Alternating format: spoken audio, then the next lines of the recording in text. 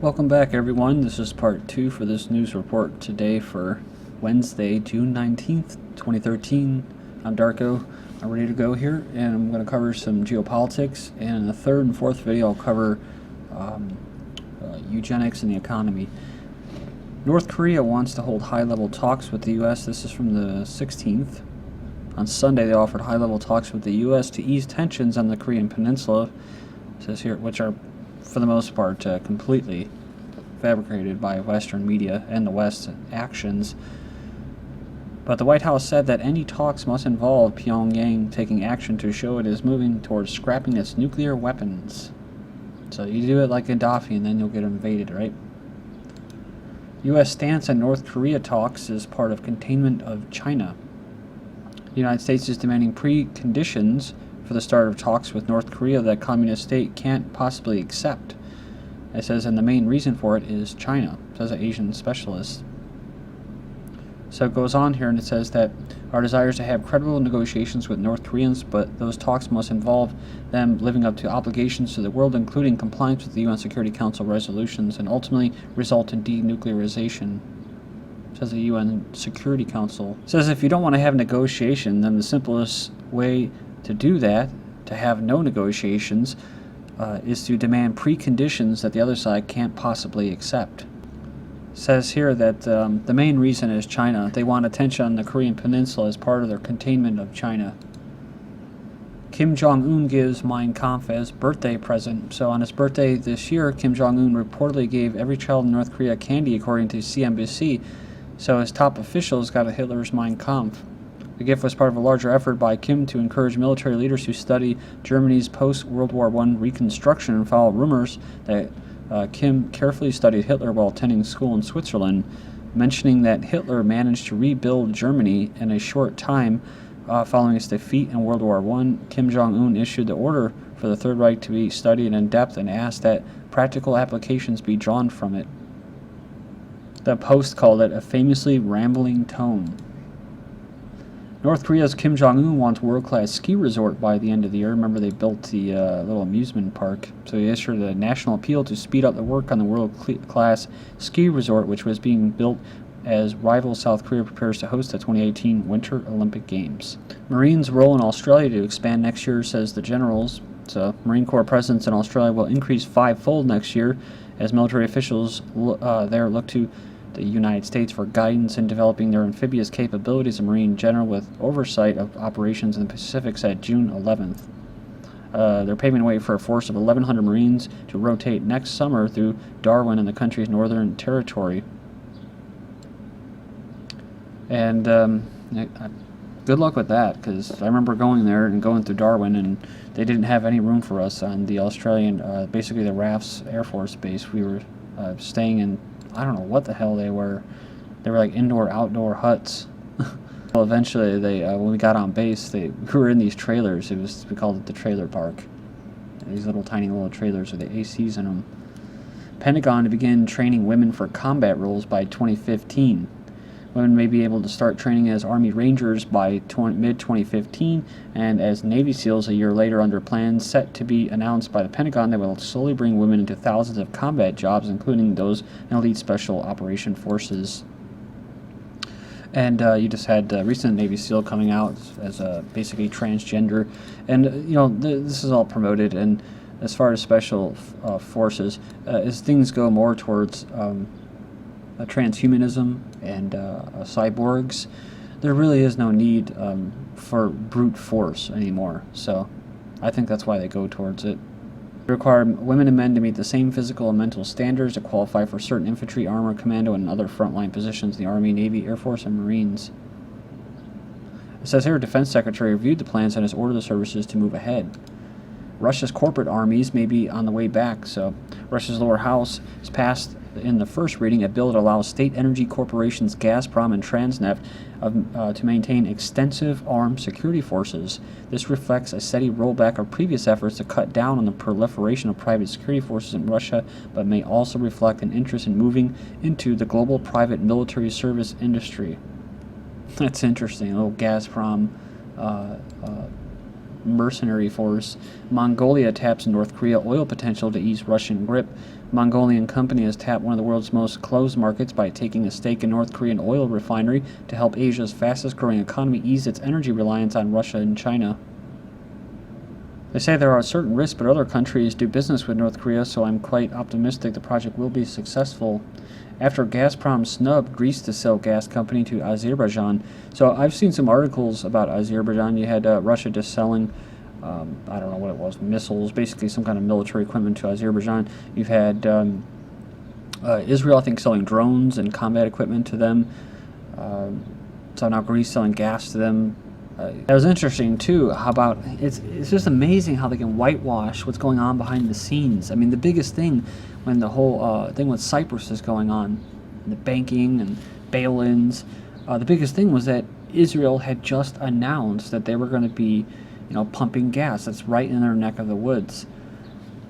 And of course, Gazprom, they wanted to get in there. Of course, Russia had was a big kind of a, quote, loser, I guess they say. And Cyprus, so it was a jab at them, and of course they ended up selling to Azerbaijan. So, but in hindsight, dude, it's not so much that these are separate entities. It's like I said, the world's a big company, right? And there's just subsidiaries, and they're all owned by the same group, basically managed by the same group. I think it just has more to do with the blocks, the trading blocks, and they don't want one trading block becoming too powerful over the other.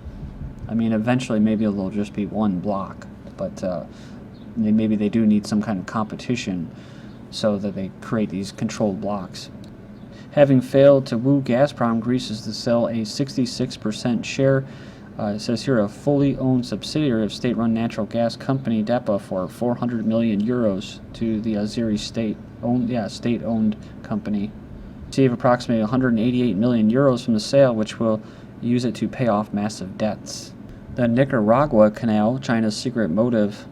So we already covered this. The only reason I'm covering it, they're talking about building a canal. I thought there was a picture here of a canal basically through Nicaragua for trade routes, ease of access. But then you had this right here, this article, 6.5 magnitude quake hits off Pacific coast of Nicaragua. So, and this was on June 16th. It says, thank God, so far we haven't heard of any damage, they said. On December 23rd, 1972, 5,000 people were killed and more than 250,000 were left homeless after the 6.2 earthquake hit the city. So maybe it's a little sending a message to China, who knows. In Poland, an urban survival course for living without a penny. Our intrepid reporter signs up for a new course taught by homeless people in the Polish city of Lodz for those who want to learn how to live on the streets. So it says here they're going to try to raise funds. The shelter's residents are offering urban survival workshops that teach people how to survive in the city without a penny. It says it's interesting. Everyone here has a mobile phone and some even laptops. This is a place where they're talking about having a leaky roof, disposable showers, and ridden with lice. They got cell phones. So here's an abandoned factory in the city. So it's too bad that the factory wasn't actually manufacturing. These people, would have nice productive lives. Russian schools to teach Putin's version of history. Like Joseph Stalin before him, Russian President Vladimir Putin has decided that school children are confronted with too many versions of their country's history, so he's planning to provide his own. Is it his own? Well, maybe he'll approve it, but under Putin's orders, the Russian Academy of Sciences and Historical Society must submit proposals for the official books by November 1st. Is that history has always been a political issue in Russia. In the 1980s, the Soviet Union was arguably undermined as much by a flood of public revelations about Stalin's purges as by falling energy prices. Now, as Putin works to establish a new Russian ideology based on Orthodox Christian values and a sense of national pride, he needs his own official version of history for the classroom. They say this is a battle for the future, the historian said. Says what version of the past we get will determine our future. In the 1930s, Stalin presided over his own effort to craft a version of Russia's 1,000-year history, personally edited textbooks, marking up manuscripts with a pencil and criticizing academic working groups for ideological lapses. Former commander of Nazi SS-led unit has been good example for many people, says Minnesota pastor. So this is from June 15th. This came out after the revelation. The former commander of the Nazi SS-led military unit had lived quietly in Minneapolis for the past 6 decades. So 94-year-old. World War II survivors in both the U.S. and Europe harshly condemned the news, and prosecutors in Poland have said they'll investigate. So it goes on here and it says that, I know him personally. We talk, laugh. He takes care of his yard and walks his wife, says the pastor. For me, this is a shock to come to the country and take advantage of its freedoms all these years. It blows my mind. It's interesting because if you go to Germany right now, you see how much freedom you'll really have. I know he's from Ukraine, but that was the grandson of this soldier that said that. He also said my father was never a Nazi, so I guess it would be better if he said that he was a Bolshevik Jew that slaughtered Christians. I mean, I guess that would be more politically correct, right? It says, through a glass darkly, Obama addresses invited guest in Berlin. So there you go. There's the new Berlin. And there's Obama. I mean, look at that picture. These people are all like way far away, which is, I guess, okay, but everybody's all secure, but it's just like this big glass, thing there. And I guess the Germans, they didn't appreciate all the spying of emails and that preceded his arrival. And Colombia, remember we were just talking about how Colombia is going to be joining NATO. Very, very openly Zionist state, Colombia, running the drugs there. Pentagon's latest weapon in Colombian drug war, soap operas. The U.S. Army is introducing a new weapon in its fight to get Colombia's guerrillas to put down their guns, the soap opera. So that's the gist of the recent Army request for proposals, which describes the building blocks of an anti-guerrilla propaganda campaign in Colombia. So it goes on here, they're going to have a contractor write and produce a total of 20 radio novella episodes for an Army MISO team. They call it Military Information Support Operations, based in Colombia, with 8 episodes that convey messages that promote demobilization, encouraging armed groups to put down their weapons. Another 8 shall convey messages that counter recruitment of target audiences into illegal armed groups. So, kind of an interesting hodgepodge here. They're going to actually promote, after the 16 episodes run, another 4 episodes to promote traditional family values. Then they say belief and respectful treatment of women, democratic alternatives to violence that can furnish functioning state institutions, and emerging environmental concerns in support of U.S. and partner nation goals of Colombia and South America. And this is hardcore warfare. This is mind control warfare. This has been used on American audience. Soap operas making a difference in developing nations. It says a growing number of developing nations' entertainment media in the form of serial dramas or soap operas are making a positive contribution. It says the specially designed programming, there you go, mind control programming, is helping people develop a better understanding of issues like family planning, abortions and that, and violence against women. You like how they use that? See, where's this coming from? I know where it's coming from, but, social engineers. But they're going into countries where they do have traditional values, and they're there to turn it upside down on its head. They know that they'll have, quote, physical resistance, i.e. violence, right? So they gotta attack women. That's who they go for. 2 Brazil cities revoke transit fare hike. So it says here that they've been protesting in Brazil. So, kind of interesting. Brazil deployed national security troops against protesters. But massive protests underway in South America, including Peru, Chile, and Brazil.